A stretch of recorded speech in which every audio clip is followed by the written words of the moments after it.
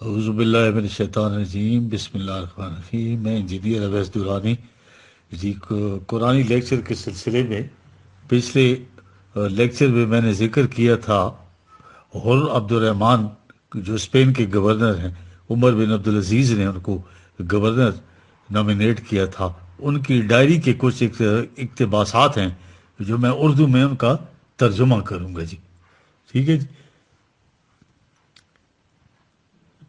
پہلا جو یہ لکھ رہے ہیں کہ میں امیر المومنین عمر بن عبدالعزیز سے درخواست کرنے والا ہوں کہ جس طرح عمر فاروق نے عراق میں کوفہ اور بصرہ میں 2 نئی کینٹونمنٹس قائم کی تھیں، اس طرح سے ہمیں بھی پرمیشن دی جائے کہ ہم اسپین میں ویسی ہی کم از کم 4 کینٹونمنٹس جو ہیں اسٹیبلش کر سکیں۔ دوسرا، امیر المومنین عمر بن عبدالعزیز کا مجھ پر اعتماد میرے لیے شکر اور انبساط کا باعث ہے، لیکن میں دیانتداری سے اعتراف کرنا چاہتا ہوں کہ اسپین میں ہمیں حالات کو قابو کرنے کے لیے مسلسل ہوشیار رہنے کی ضرورت ہے۔ نمبر 3، جس طرح عراق میں مجوسوں کی سازشوں کی وجہ سے خلافت راشدہ کو دشواریاں پیش آئی تھی، ویسی اسپین میں ہمیں درپیش ہیں۔ دونوں صورتوں میں رعایا کا کچھ حصہ حکومت کا وفادار نہیں۔ چوتھا، تاریخ بھی ساتھ لکھیے۔ میرے لیے بہت اطمینان اور مسرت کی بات ہوگی اگر خلافت دمشق مجھ سے زیادہ اہل گورنر اسپین میں متعین کرے۔ مجھے ایسی شخصیت کی کمان میں ادنا سپاہی یا معمولی عہدیدار کے طور پر کام کرنا زیادہ پسند ہوگا۔ اب اگلی اس میں لکھا ہے، میں خوب جانتا ہوں کہ علی ابن ابی طالب، حسن بن علی اور حسین بن علی کے پائے کے انسان آج کے زمانہ میں ملنا ناممکن ہے۔ علی اور حسین نے تو عراق میں مجوسی فتنوں کے استحصال کے لیے یک کے بعد دیگرے اپنی جانیں اللہ کی بارگاہ میں پیش کر دی۔ دیکھ رہے ہیں، علی اور حسین نے عراق میں مجوسی فتنوں کے استحصال کے لیے وہاں جانیں دے دی۔ عراق کو ان دونوں سے بہتر امیر میسر نہیں آ سکتے تھے۔ مجوسی حضرات نے ان دونوں حضرات کو قتل کر کے، دیکھ رہے ہیں، مجوسی حضرات نے ان دونوں حضرات کو ڈائری میں لکھ رہے ہیں 101 ہجری میں، یہ تبری سے بھی پہلے قتل کر کے یہ سمجھا تھا کہ عراق کی خلافت کی عراق دسترس سے نکل جائے گا، لیکن امیر علی اور حسین کا لہو رائے گاہ نہیں گیا جی۔ دیکھ رہے ہیں آپ کیسے ان کے یہ ساری چیزیں ختم ہو جاتی ہیں کہ حسین اور علی کو جو ہے تو ادھر جو ہے تو انہوں نے مجوسیوں نے قتل کیا تھا، شہید کیا تھا۔ اگلی جگہ آگے لکھ رہے ہیں یہ صاحب کہ مرکز سے آنے والے قاصد بتا رہے ہیں کہ 100 ہجری میں عراق میں جو امن و سکون ہے اور خوشحالی کا جو دور دورہ ہے وہ شام و فلسطین و مصر سے بھی زیادہ ہے۔ دیکھ رہے ہیں، اب آخر میں لکھا عمر بن عزیز جو ہے چل بسے، غالباً 101 ہجرہ کی بات ہے۔ یہ ہے جہاں سے ثابت ہو رہا ہے کہ بھائی یہ نہ تو واقع کربلا ہوا ہے، نہ ایسی کوئی چیز ہوئی۔ امیر علی اور حسین جو ہے تو ان کو شہید کر دیا گیا تھا، اور شہید انہی سازشوں نے کیا تھا۔ یہ ہے وہ بات، ٹھیک ہے جی۔ اب یہ ایک بہت زبردست تاریخ میں واقعہ جنگ ٹورس کا، جس میں مسلم کمانڈر جو عبد الرحمن غافقی کی شکست کی بڑی وجہ یہ 116 ہجری بمطابق 732 عیسوی کی بات ہے جی، ٹھیک ہے جی۔ 116 ہجری بمطابق 732 میں تاریخ کا سب سے بڑا واقعہ جی، جب بنو امیہ یعنی مسلم افواج اسپین سے فرانس فتح کرنے آگے بڑھی، جنگ ٹورس جو ہے برپا ہوئی۔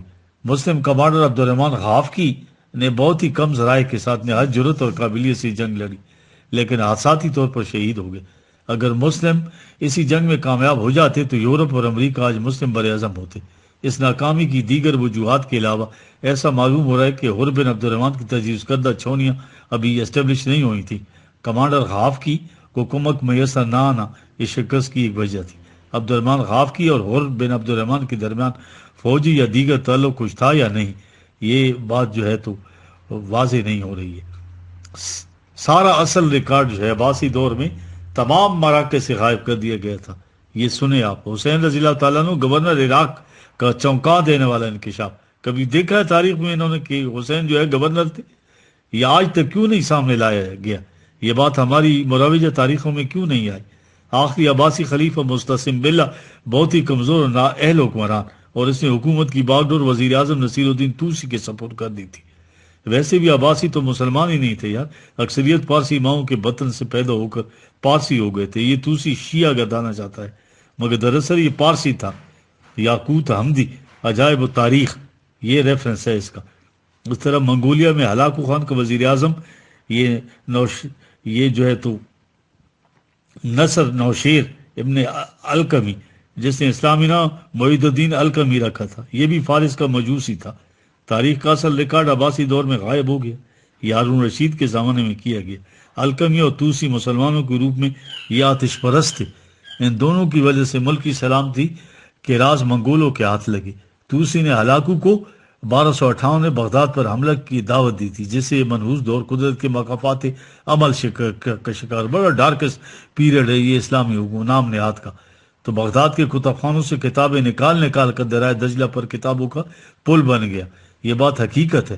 عرب، عجم، چین اور یورپ کے مورخین نے بھی اس بات کی تصدیق کی ہے. یہ ہلاکو اور ان کے ساتھی بت پرست ملک گیری اور دنیا میں تباہی و بربادی ان کا شیوا تھا. ان کو بھلا کتابوں سے کیا قد ہو سکتا تھا؟ اب 5 صدیوں سے بغداد مسلم تہذیب و تمدن اور علم و ادب کا مرکز ہے. لاکھوں کتابیں لا کر بغداد میں جمع کر دی گئی تھیں، اور یہ جان کر حیرت ہوگی کہ یہ کتب خانے تو اپنی جگہ قائم رہے تاکہ ان میں وہ کتابیں چھوڑ دی جائیں جو عجمی اسلام کی نمائندگی کرتی تھی. میزان الفارس والا لکھ رہا ہے، یہ ایران کا جو اسکالر ہے جس کو ایران بدر ہونا پڑا، اور اس کی ٹرانسلیشن ہو رہی کتاب کی، میزان الفارس کی. الکمی اور توسی کی نگرانی میں منگول افواج کی سرکردگی میں لوگوں کے گھروں سے مدارس، علماء، محدثین کے گھروں سے ہر ممکن کتابیں چھین لی گئی. یہ حوالہ تصویر کا دوسرا رخ علامہ تمنا آمادی کی کتابیں پڑھ لیجئے جی. تمام دریا برد کر دی گئی. ٹھیک ہے، قرآن کی اعلیٰ ترین تفاسیر علماء بغداد و دمشق 40 اور 80 جلدوں میں تھی.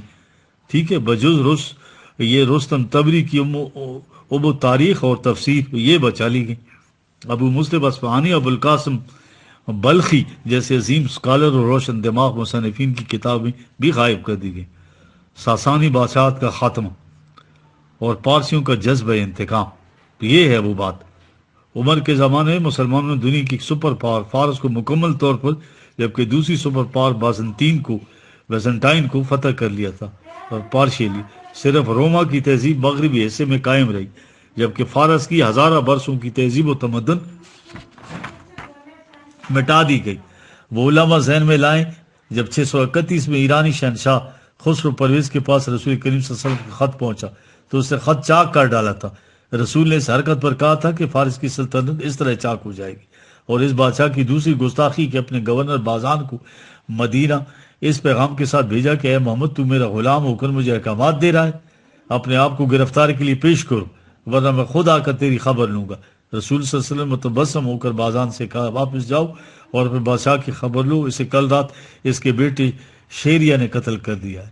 اب آیا خسرو پرویز کا 5واں جانشین یزدگرد، جس کے دربار میں سعد بن ابی وقاص خلافت مدینہ کا یہ پیغام لے کے آئے کہ تم لوگوں پہ ظلم و ستم کا نظام بند کرو اور قرآن عدل و انصاف کا نظام مملکت میں رائج کرو. اگر رعایا پر ظلم و ستم بند نہ کیا تو تمہاری حکومت کو سنگین نتائج کا سامنا کرنا پڑے گا. تو جواب دینے کی بجائے ایک مٹی کا ٹوکرا مسلم سفیر کے حوالے کیا اور کہا جا کر اپنے جرنیل کو دے دو سعد کو. سعد نے یہ تحفہ قبول کرتے ہوئے کہا مبارک ہو، فارس کے بادشاہ نے آج اپنی سرزمین میں ہمارے حوالے کر دی. جو ایرانیوں کے ساتھ جو مار کے 14 ہجری 635 عیسوی میں قادسیہ، پھر ایران کا دارالحکومت مدائن 16 ہجری میں سعد بن ابی وقاص کے قبضے میں آ گیا. ساسانی خاندان کا آخری تاجدار جان بچات نے شہر شہر کریا مارا پھرتا رہا. آخرکار ایک پنچکی میں پناہ لی جہاں ایک دیہاتی نے اپنے کدال سے یزگر کا کام تمام کر دیا. کسرا کے آتش کدے سرد ہو گئے اور ان کے کنگن مدینہ میں سراقہ بن مالک جاشم کو پہنائے گئے اور ایرانیوں کے انتقام کی آگ مزید بھڑک اٹھی جب ان کی شہزادی جو 25 ہجرہ میں حسین کے نکاح میں آئی.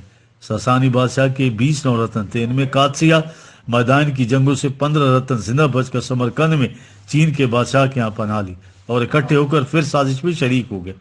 انہی کی زبانی سنیے. میزان الفارس میں یہ حجت اللہ موسوی جو ہے، ٹھیک ہے نا، اس نے جو تاریخ لکھی ایران میں اس پہ بین لگ گیا، اب اس کا انگریزی میں ترجمہ ہو رہا ہے اسی کتاب کا. یہ کیا کہہ رہے ہیں؟ مفتوحہ سلطنت ایران کے کئی ہزار باشندے اسلامی سلطنت کے اہم شہروں مثلا مدینہ، مکہ، دمشق، بغداد، صنعا وغیرہ میں جا بسے. وہاں وہ مقامی امیروں کی خدمت میں حاضر ہو کر اسلام لے آئے. ٹھیک ہے، دوسری چیز کیا کہ مملکت اسلامیہ کی جاسوسی ان کا مشن ہوا، اور ان 15 رتنوں کی کمیٹی کو آگاہ کرتے رہے۔ یہ رتن فارسی زبان میں اصابرہ یعنی سونے کے کنگن پہننے والے، اس کو قرآن کہتا ہے۔ ایرانیوں، درباریوں اور مصائبوں کو اعزاز اور امتیاز کے طور پر سونے کے خصوصی کنگن پہنائے جاتے تھے، خلت فاخرہ نہیں تھی، یہ کنگن دیتے تھے۔ آگے یہ لکھ رہے ہیں صاحب، ان دازوں جو انفلٹریٹرز جو کے لیے عربی زبان پر دسترت ضروری تھی، تاریخ اور روم اور فارس اور عرب معاشرت سے واقفیت بھی ضروری تھی۔ اکثریت ہنرمند تھے، کتابت، حساب کتاب، اکاؤنٹنگ، لوہار، سنار، بڑھائی، یہ طب کے یہ اسپیشلسٹ تھے ان پیشوں میں۔ ان خصوصیات کی بنا پر بظاہر مسلمان لیکن در حقیقت پارسی در اندازوں نے تمام اسلامی مراکز مرکزی شہروں میں اپنا مقام بنانا تھا اور حکومتی احساس عہدے حاصل کرنے تھے۔ یہ تھی پلاننگ ان کی، اور یہ لوگ اپنے مقاصد میں کامیاب رہے۔ انہوں نے خاقان چین کی پناہ میں جس خوبی سے اس مہم کو چلایا وہ قابل داد ہے۔ ان کے 2 اصل مشن تھے، یہ سن لیجیے آپ جی۔ اسلام کی سیاسی اور مرکزی اتھارٹی پر کاری ضرب لگانا، خلفائے اسلام کو یک کے بعد دیگرے شہید کرنا۔ دوسرا مشن آئیڈیولوجیکلی کس طرح سے مسلمانوں سے قرآن چھڑا دیا جائے۔ ہاں، یہ بزر سمرقندی جو خسرو پرویز کا مشیر خاص تھا، اس کو اصابرہ کی کمیٹی کا صدر تھا، ٹھیک ہے، اور اس کا مشیر عام جو ہے مرزبان نائب صدر، دونوں جہاں دیدہ اور ماہرین سیاست تھے۔ یہ پولیٹیکل وہ تھے، پولیٹیکل سائنس کے ماہر تھے یہ لوگ۔ عمر کی شہادت کیسے ہوئی؟ جنگ قادسیہ میں شکست کے بعد ایران کی سب سے بڑی چھاونی اور اہم ترین صوبہ تستر کا گورنر ہرمزان گرفتار ہو کر مدینے آیا۔ یہ 14 ہجری بمطابق 635 عیسوی کی بات ہے۔ عمر کے سامنے لایا گیا تو آپ نے پوچھا، ہرمزان، ہم عرب سیرانہ شنوں سے تم لڑنا بھی باعث توہین سمجھتے تھے اور ہم تمہارے چھوٹے چھوٹے دستوں سے شکست کھا جاتے تھے، لیکن اب کیا ہوا کہ تمہارے بادشاہ کا تخت ہمارے قدموں میں پڑا ہے اور تمہارا جاؤ جلال والا بادشاہ جان بچانے کے لیے شہر شہر کی خاک چھان رہا ہے۔ یہ کیا ہے؟ ہرمزان بولا، جناب امیر، پہلے یہ جنگ عربوں اور ایرانیوں کی ہوتی تھی، لیکن اب آپ کے ساتھ آپ کا اللہ ہے۔ ہرمزان اپنی جنگی جرائم کی وجہ سے سزاوار قتل تھا، مگر اسے مکاری کر کے اپنی جان بچائی۔ اس نے پانی مانگا تو مال غنیمت میں آئے ہوئے چاندی کے کٹورے میں اسے پانی پیش کر دیا گیا۔ ہرمزان نے پانی پینے تک جان کی امان مانگی، لیکن ہرمزان نے امان پاتے ہی پانی زمین پر بہا دیا۔ نہ اس نے پانی پیا اور نہ ہی دربار خلافت سے امان ہوئی۔ انس بن مالک اور احنف بن قیس موجود تھے حضرت عمر کے ساتھ۔ انہوں نے کہا کہ یا امیر المومنین، آپ واقعی ہرمزان کو امان دے چکے ہیں۔ آپ نے فرمایا، ہرمزان، میں مسلمانوں کی رعایت کی وجہ سے تجھ سے دھوکہ کھا رہا ہوں۔ ہوئے ہوئے، ہرمزان کو آزاد کر دیا گیا جو بظاہر مسلمان ہو گیا اور مدینے میں سکونت اختیار کر لی۔ فیروز ابو لولو کا جرم شہادت عمر میں اس کا ذاتی فعل نہیں تھا، بلکہ اس کے پیچھے وہی نورتنوں اور ایک بین الاقوامی سازش کام کر رہی تھی۔ فیروز ابو لولو کو تاریخ میں کہیں مجوسی اور کہیں عیسائی کہا گیا، مگر تحقیق بتا رہی ہے کہ وہ مجوسی تھا۔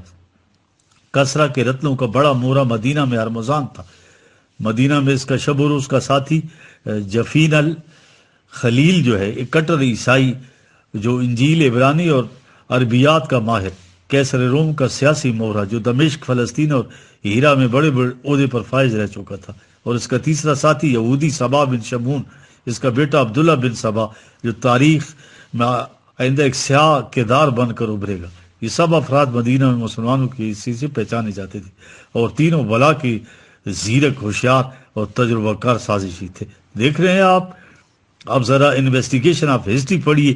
یہ تھامس میلن ہیں، یہ کارڈینل پادری ہیں ان کے روم کے، ٹھیک ہے جی، اس زمانے میں یہ پڑھیے نا کیسے ویلیڈیٹ ہو رہی ہیں باتیں۔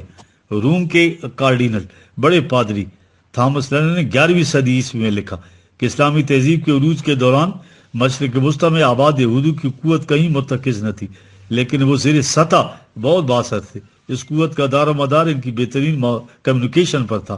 اسلامی مملکت میں پتلی کا تماشا رچانے والے یہود و نصارہ و مجوسی اس مواصلاتی قوت کا بہت بڑا فائدہ اٹھاتے رہے۔ ان یہود کے سدھائے ہوئے کبوتر مدینہ، کوفہ اور خاقان چین کے شہر سمرقند کے درمیان روزانہ پروازیں کرتے تھے۔ سن رہے ہیں آپ، یہ ویلیڈیشن ہو رہی ہے یہاں سے۔ کبوتروں کے کی نامہ بریاں جو ہیں رنگ لائیں۔ اب اس اب اس خون رنگ سانے کی کچھ جھلکیاں ملاحظہ کریں۔ ایک روز فیروز ابو لولو اتفاقاً راہ گزر پہ عمر سے ملے تو آپ نے کہا سنا ہے تمہیں ہوائی چکی یعنی ونڈ مل بنانی آتی ہے؟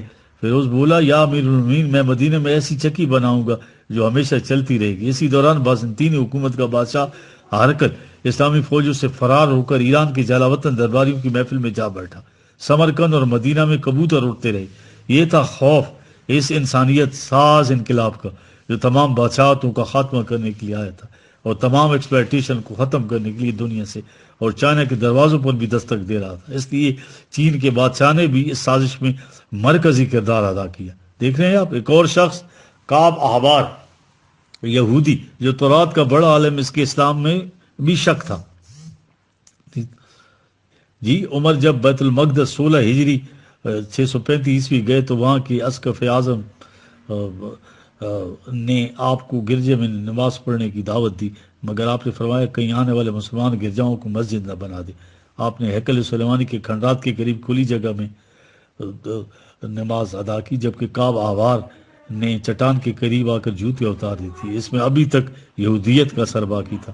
ٹھیک ہے، عبد المالک بن مروان نے 60 ہجری مسجد اقصی تعمیر کی کے ساتھ ساتھ سغرہ یعقوب قبۃ الصغریٰ جو ڈوم آف دی راک جسے کہتے ہیں پر گنبد بنوایا، اور رمضان مجوسی کو جفینہ مسیح ابو لولو مجوسی کو عبد الرحمن بن ابو بکر عمر کی شہادت سے ایک روز پہلے چپ کے باتیں کرتے دیکھا گیا تھا۔ دیکھ رہے ہیں آپ، یہ 2 دھاری خنجر ابو لولو کی لاش کے ساتھ پایا گیا۔ اسی دوران مرکز میں بیٹھے ہوئے ان سازشوں نے سمرقند اور مدینے کے درمیان کتنے کبوتر اڑائے ہوں گے اور پھر وہاں سے پروگرام لیا ہوگا۔ شہادت امیر المومنین سے 3 دن قبل کعب احبار نے آپ کو شہادت کی خبر سنا دی تھی۔ 19ویں صدی کے مصری مورخ عباس محمود العقاد آباد نے لکھا ہے کہ کعب احبار پکا یہودی تھا جو ہرمزان اور جینف الخلیل کے ساتھ اس سازش میں شریک تھا۔ 20ویں صدی کا اور مصری محقق ڈاکٹر طه حسین نے اپنی کتاب فتنۃ الکبریٰ میں لکھا ہے کہ خلافت راشدہ کی بنیاد اتنی مضبوط تھی اور مملکت اسلامیہ کے افراد کی ذہنی اور دلی تعلیم و تربیت اس قدر پائیدار تھی کہ اس دور میں ہر طرف امن و امان اور خوشحالیوں کا دورہ تھا اور اہل عالم جوک در جوک دین اسلام میں داخل ہو رہے تھے۔ کسی کے دل میں سازش کا گمان بھی نہیں آ سکتا تھا۔ اگر مسلم تاریخ کے ابتدائی 100 سالوں کے درمیان آپس کے اختلاف موجود ہوتے، یہ جنگیں ہوتی اور تبلیغ کی جھوٹی خونریزیاں ہو رہی ہوتی تو مسلم حکمرانی پہلی صدی میں دنیا کے 2/3 حصے پر نہ چھا گئی ہوتی۔ یہ جتنے سارے اول صدی کے لوگ مومن حقہ تھے، ان کے دلوں میں باہم محبت و الفت ڈال دی گئی تھی۔ وہ اللہ سے راضی، اللہ ان سے راضی، سارے کے سارے تابعین اور تبع تابعین جنت کے حقدار۔ یہ عبد القادر علی موسوی جو ہیں یہ لکھ رہے ہیں اس پرامن ماحول میں کہیں زیر زمین فتنے کا خیال تک نہیں آ سکتا تھا۔ دیکھ رہے ہیں آپ کیسے تردید ہو رہی ہے ان کی جنگوں کی۔ اب سانح شہادت عمر فاروق، صبح فجر کی اذان کے ساتھ ہی آپ نے تکبیر کہی تھی کہ ایک شخص نے اچانک سامنے سے حملہ کر کے نہایت تیز خنجر سے متعدد وار کیے جس سے آپ کی آنتیں کٹ گئیں۔ لوگوں نے آگے بڑھ کر فیروز لولو کو گرفتار کر لیا، مگر اس خبیث نے اپنی خنجر سے خودکشی کر لی اور جرم کی سب سے بڑی شہادت مٹ گئی۔ جفینہ اور ہرمزان جذبات کی روح میں مار دیے گئے۔ سبا بن شمون یہودی فرار ہو کر سمرقند میں اپنے سازیوں کے پاس چین میں جا پہنچا۔ کعب احبار کو مخلص مسلم سمجھتے مشتبہ نہ سمجھا گیا۔ یہ تھا وہ بین الانٹرنیشنل کنسپیریسی جی خدا چھڑانے کا کہ ان کے مرکز پر شبخوں مارے جائیں اور ساتھ ساتھ ان کو قرآن نظریات سے دور کیا جائے۔ فاروق اعظم ان کے عزائم کی راہ میں سب سے بڑی رکاوٹ تھی۔ سمرقند میں جب یہ خبر پہنچی تو انہوں نے آتش بازی سے خوشیاں منائیں۔ حجت اللہ عبد القادر علی موسی میزان الفارس میں فرماتے ہیں کہ خلافت راشدہ کا نظام شورا اتنا مضبوط اور کامیاب تھا کہ ایک دن ضائع کیے بغیر صحابہ کرام کے بامی مشورے سے عثمان کو خلیفہ چن لیا گیا۔ اب شہادت عثمان رضی اللہ تعالیٰ عنہ کی شہادت دیکھی۔ ٹھیک ہے، یہ حرب بن عبد الرحمن میزان الفارس، حجت اللہ عطا حسین کی فتنۃ الکبریٰ اور یاقوت حمدی کی عجائب و تاریخ، عبد الجبار کرامتی کی کتاب دلائل نبوہ، سیدنا محمد، علامہ تمنا امادی کی تصویر کا دوسرا رخ اور انتظار مہدی و مسیح ڈاکٹر شبیر اور یہ حبیب الرحمن کاندیلوی کی مارکت الآراء کتاب مذہبی داستانیں ان کی حقیقت اور شاہکار رسالت علامہ پرویز رحمۃ اللہ علیہ اور تاریخ اسلام از doctor Abdul Hamid professor Harvard university اور کئی میں مثالیں دیتا ہوں، اور دیگر بے شمار کتابوں میں اسلام کی پہلی صدی کی تاریخ گویا طلائی حروف سے لکھی ہوئی ہے، لیکن بکھری بکھری پیسز آف دی پزل، تصویر کے ٹکڑوں کی طرح ان ٹکڑوں کو یکجا کرنے سے ہماری تاریخی جو صورت سامنے آتی ہے وہ خوبصورت بھی ہے اور مقدس لہو سے چمکدار بھی. جو سازش نے بہا ہے. اب گورنر علی، اب علی کرنے پڑا رضی اللہ تعالیٰ عنہ، فاروق اعظم ہی کے دور میں فتح ایران کے بعد ہزاروں ایرانی مسلمانوں کے روپ میں خصوصاً عراق میں آ کر بس گئے تھے.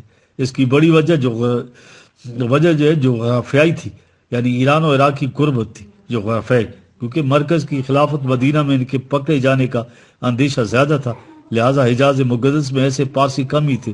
فاروق اعظم انتہائی عقلمند اور دور اندیش اور ایسی صورت سے آگاہ تھے، لہٰذا ان کی سیرت و کردار کی تربیت کے علی کو عراق کا گورنر بامی مشورے کے بعد 18 ہجری میں لگایا گیا تھا. تبری کلینی جیسے مورخین کے برعکس 24 ہجری تا 35 ہجری میں ہر طرف امن و سکون اور خوشحالی کا راج تھا، اور اسلام کا انسانیت اساس پروگرام جو ہے کئی لوگوں اور کئی سرزمینوں کو اپنی رحمت کے آغوش میں لیے ہوئے چلا جا رہا تھا. تیزی سے حضرت عثمان کی مرکز مدینہ اور علی کی عراق پر 18 ہجری تا 40 ہجری کڑی نگاہ تھی. دوسری طرف شام میں امیر معاویہ اور مصر میں عمر بن عاص بہترین گورنر تھے، اور دیگر صحابہ کرام کا زبردست ٹیم ورک، اخلاق کی حسنہ، جذبہ جہاد اسلام کو ہر روز نئی بلندیوں کی طرف لیے جا رہا تھا. دنیا میں اس نظام کا دلکش جو ہے رفان اللہ کا ذکر ہے، جس طرح قرآن بیان کی دھوم مچی ہوئی تھی. اس بے مثال اور عظیم قوم کے مدبر خوب جانتے تھے کہ نظام قرآنی کا ساری دنیا میں اور اس 35 لاکھ مربع میل کے اسلامی مملکت میں قائم کرنا پہلی ترجیح تھی. یہ عظیم ترین افراد بارگاہ رسالت مآب کی یونیورسٹی کی تربیت یافتہ تھے، آپس میں ایک دوسرے کے لیے رحیم و کریم کے پیکر اور دشمن کے لیے چٹان کی طرح سخت. جس طرح اقبال کہتا ہے، وہ ہلکا یاراں تو بری شم کی طرح نرم، رزمیں حق و باطل ہو تو فولاد ہے مومن. دین اسلام کو دنیا کے کونے کونے تک پہنچانے میں یہ اتنے افراد منہمک تھے کہ ان کو اپنی ذاتی سیکیورٹی کا خیال تک نہیں آتا تھا، اور قرآن کے دائم ہونے کی وجہ سے یہ حضرات اپنے تحفظ کو اہمیت نہیں دیتے تھے. ایک بات نوٹ کر لیں کہ اس دور میں لوگوں کو اسلام میں لایا جاتا تھا، خارج اسلام نہیں کیا جاتا، کفر کے فتوے نہیں لگتے تھے لوگوں پر، لہٰذا مملکت اسلام میں ہر کلمہ گو خواب وہ اپنے دل میں منافق، مجوسی یا یہودی یا مسیحی کیوں نہ ہو، اسے مسلم تسلیم کیا جاتا تھا. اور یہ صحابہ جن کی ہیبت ایک عالم پر چھائی ہوئی تھی، اپنے دارالعمارت میں دربان نہیں بٹھاتے تھے. ان حالات کا فائدہ اٹھاتے ہوئے بوڑھی یہودی سبا بن شمون، جس نے اپنا نام سبا سلامہ رکھ لیا تھا، اس کے بیٹے عبداللہ بن سبا نے آخری شب کے اندھیرے میں مدینہ کے دارالخلافہ میں داخل ہو کر اپنی تلواروں سے عثمان کو قرآن پڑھتے ہوئے شہید کر دیا. ٹھیک ہے، قاتل دونوں قاتل رات کی تاریخ میں غائب ہو گئے کہ کہیں نام و نشان. یہ 35 ہجری کی بات ہے، تو کہاں پہ وہ نہ لشکر تھا، نہ کوئی لوگ تھے، نہ کوئی کہانیاں بنائی ہوئی ان لوگوں نے. ٹھیک ہے، اب آ گئی شہادت عثمان کے بعد شہادت علی رضی اللہ تعالیٰ عنہ، گریٹ مین علی. ہاں جی، شہادت عثمان کے وقت علی جو ہے عراق کے گورنر تھے. عثمان کے معاونین نے قرآنی حکم میں شورا پر عمل کر کے مدینہ میں مسجد نبی اور دیگر شہروں سے آئے ہوئے صحابہ کا اجلاس ہوا. ٹھیک ہے، جس میں 2 فیصلے ہوئے کہ خلیفہ علی ہوں گے اور دارالخلافہ کو عراق منتقل کیا جائے گا، جہاں علی بطور گورنر مقیم تھے. اس مجلس شورا میں خلفائے اسلام کی ذاتی سیکیورٹی کا مشورہ اس لیے پاس نہ ہو سکا کہ صحابہ کرام کسی صورت میں جو ہے اپنے آپ کو عوام سے دور نہیں رکھنا چاہتے تھے. ٹھیک ہے، دفتر اور گھر کے باہر دربان بٹھانے کو غیر قرآنی قدم تصور کرتے تھے. مملکت کی کشتی سازشوں کے ہچکولوں میں نہایت پرسکون انداز سے آگے بڑھ رہی تھی. علی رضی اللہ تعالیٰ دارالعمارہ کوفہ کی ایک مسجد صبح نماز پڑھ رہے تھے. کہہ رہے ہیں کہ 16 رمضان 40 ہجری کی بات ہے. ہاں، پارسی اساورہ کی ایک اور سازش کے تحت مسلمان نام اپنائے ہوئے جمشید خراسانی مجوس نے بجلی کی تیزی کے ساتھ تیز دھاری خنجر سے آپ پر پے در پے وار کی. حملے کے تیسرے روز اللہ کے یہ شیر 20 رمضان کو شہید ہو گیا. عبدالجوار کرامتی یہ لکھ رہے ہیں، دیکھ رہے ہیں جی، ہماری تاریخ میں جمشید خراسانی عبدالرحمن ابن ملجم خارجی کے نام سے اس کو یاد کیا جاتا. اب اس کے بعد گورنر حسین رضی اللہ تعالیٰ عنہ کو دیکھ، اب کوفہ دار الخلافہ تھا، لہٰذا مجلس شورا کا اجلاس وہیں ہوا. 2 نام انتخاب کے لیے پیش ہوئے، حسن اور گورنر شام معاویہ. حسن نے خلافت کی ذمہ داریاں قبول کرنے سے معذرت کر لی۔ معاویہ اپنے بہترین حسن انتظام، سیاسی تدبر اور مقبولیت کے باعث خلیفہ مقرر ہو گئے۔ نئے دارالخلافہ دمشق میں شام کے کچھ لوگ خلیفہ کی اجازت کے بغیر سادہ لباس میں پہرا دینے لگے۔ رمضان 40 ہجری میں جب ایک شخص نے معاویہ پر حملہ کیا تو عین موقع پر ایک پہرادار نے، سن رہے آپ، حملہ آور کی گردن اڑا دی۔ معاویہ کو معمولی زخم آیا۔ اب اسلام دشمن قوتوں کو اندازہ ہو گیا تھا کہ دمشق میں ان کی سازشیں کبھی کامیاب نہیں ہو سکیں گی، لہٰذا ان کی توجہ پھر سے عراق پر مبذول ہو گئی، جہاں حسن معاویہ کے گورنر کی حیثیت سے خدمات انجام دے رہے تھے۔ رحم و کرم و جود و سخا کے پے کر امام حسن نے اپنے صوبے کو جنت نشان بنا دیا تھا۔ 48 ہجری میں علالت کے باعث اور عراق کے نظم نسق میں مطمئن کر مستعفی ہو کر مدینہ میں سکون اختیار کر لی۔ یہ عظیم ہستی اپنی ہی بیوی کی نفرت کا شکار ہو گئی۔ غزالی نے لکھا کہ آپ کی 200 بیویاں تھیں۔ کہیں ان اسلام دشمنوں نے درج کیا کہ آپ پر ہفتے میں 4 نکاح کرتے اور پرانی 4 بیویوں کو طلاق دیتے تھے۔ امام حسن جیسی عظیم المرتبہ شخصیت جو پروردہ تھی رسول کریم صلی اللہ علیہ وسلم کی یونیورسٹی سے، اتنا بڑا الزام ان پر یہ سازش ہی لگا سکتے ہیں۔ صحیح سر جو ہے جامع الازہر کے صدر جو ہے حق علی حق کی ہے، ٹھیک ہے، کہ ایک ہی بیوی زیادہ فاشا کی مرتکب ہوئی تھی، ایک ہی بیوی تھی۔ حسن اسے طلاق دینا چاہتے تھے مگر اس سے پہلے اس نے آپ کو زہر دے دیا۔ زہر سے آپ کی وفات 49 ہجری میں مدینہ میں ہوئی، شہادت حسین۔ اب سنیے واقعہ کربلا، اور یہ جو نئی کتابیں آئیں یہ کیا کہہ رہی ہیں، تو واقعہ کربلا کے بارے میں ذرا غور سے سنیے۔ شہادت حسین۔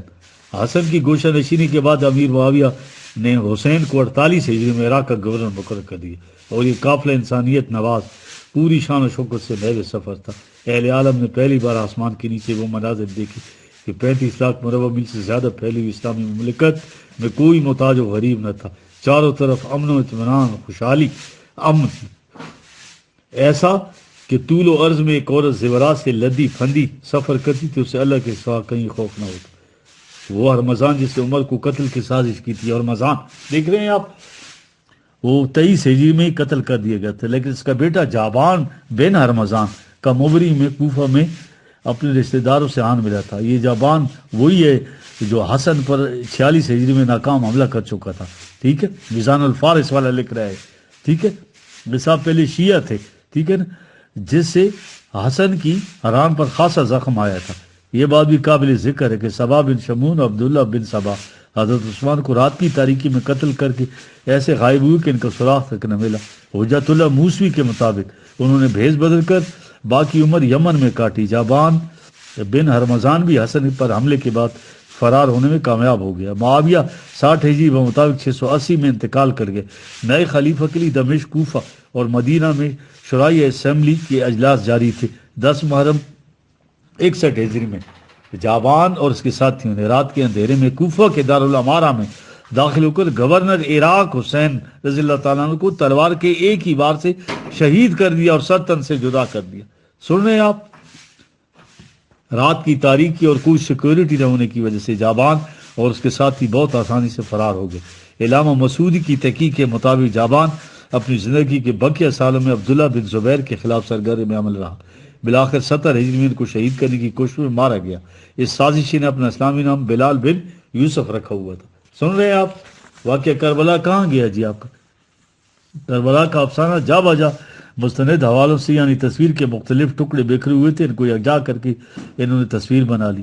سب سے پہلی تاریخ ابن جریر طبری نے 3 اور 14 صدی کے جو ہے سنگم پر بغیر کسی سابقہ ریکارڈ کے سنی سنائی سازشوں میں اٹی ہوئی اس مجوسی کو جو بادشاہ انہیں کہا اس نے لکھا، کیونکہ اس کی تربیت بڑے شیعہ حکمران بویا کی سرپرستی میں ہوئی تھی اور بعد میں عباسیوں کی سرپرستی میں آگے۔ یہ دراصل ہرمزان جفینہ صبا بن شمون کے گروہ کا سازشی مجوسی تھا، جسے ملوکیت کی کو کشمکش